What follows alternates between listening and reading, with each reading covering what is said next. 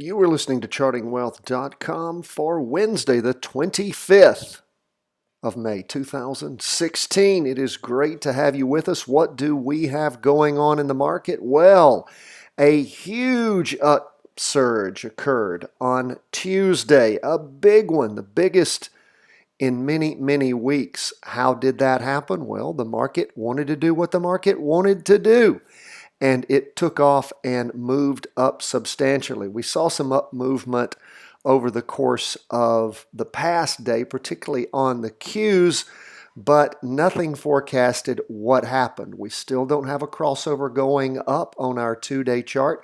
We did have the derivative oscillator lose some energy, but we did have a huge upsurge, broke through our 2-day trend line, and that was a 2-day trend line that had been drawn over many, many days.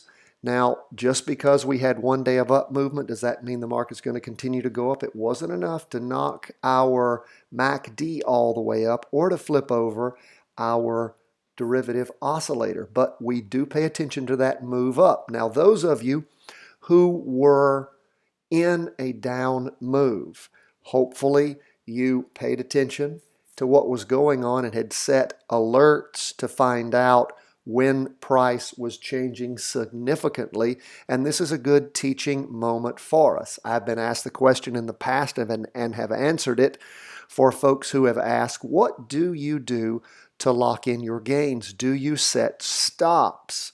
That is, stop orders that when a certain price is hit, a market sell is triggered. The answer is no. What do? You go to any number of sites and you set up a price alert. When the security hits a certain price level, you're sent an email, and there are paid services that will actually send you a text message. Now, I get all my emails on my phone and check them constantly. You can do it either way, but you want to get an alert. The reason is because if there is a triggering at a certain price level, even if the market just bumps up to that, you then have a sell order triggered at the market rate, which means the market maker can price that at whatever, well, at very unfavorable terms for you. So that is not what you want to do. We have more about all of that on the website, more in our training at Charting Wealth, but we did have a large up move in the market today. The overall market IYY, which is the iShares Dow Jones US Total Market Index Fund, tracks the whole market up 1.41% for the day. Let's look at how that played out on our chart. We had a crossover on the morning of the 23rd, that was Monday, where the market had been moving up, actually started moving up back in the afternoon of the 20th, morning of the 20th, and then crossed over going up the morning of the 23rd on Monday, and then boomed up both in the morning and in the afternoon on the 24th. Again, broke the 2-day trend line.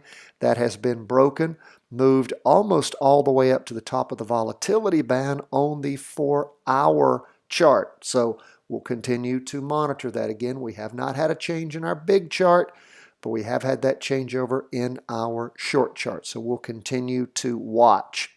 Now, when we go from the total market, we'll break down to the 500 stocks in the S&P 500 index as represented by SPY. What do we see going on there? Well, it did break through the 2-day trend line, but it was not as significant a breakthrough.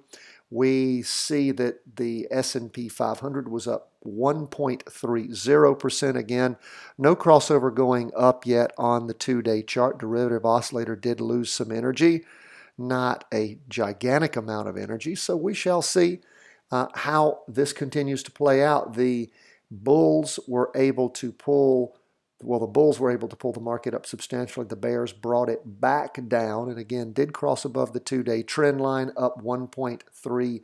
If we look at the 4-hour chart, we see again that crossed over in the afternoon on the 23rd. Strong up movement in the morning and in the afternoon on the 24th. So that is where the market is at the end of the day on Tuesday the 24th. Now, lastly, we're going to take a look at the Qs. The Qs was up a full 2% for the day. If you all recall, the Qs have been sliding sideways for many days. Lots of uncertainty there. The Qs did move up significantly, even higher during the course of the day, up again 2%.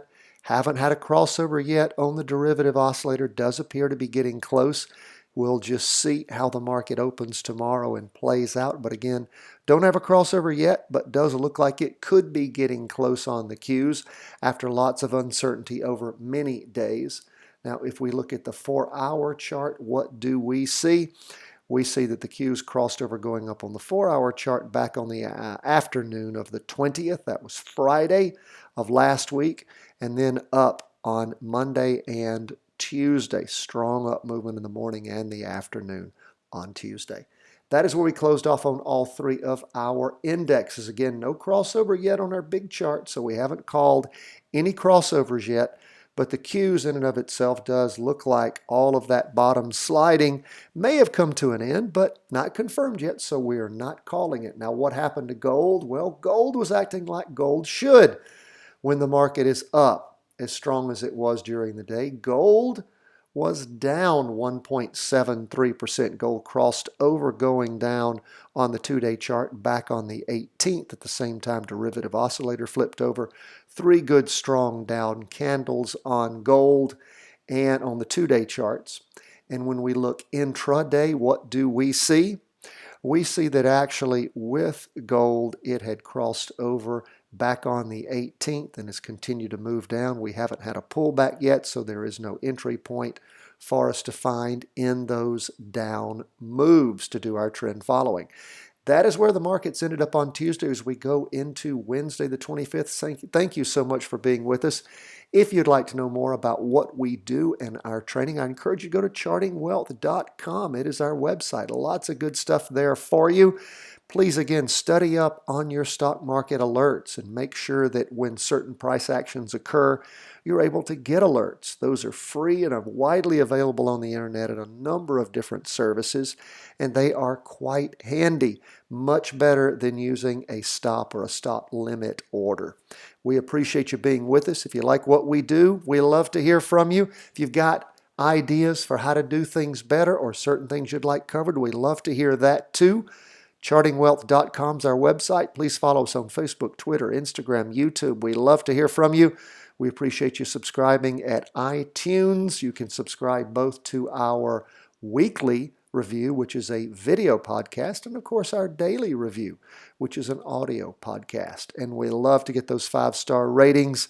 We appreciate your subscriptions. And the same at YouTube. Thank you so much from chartingwealth.com.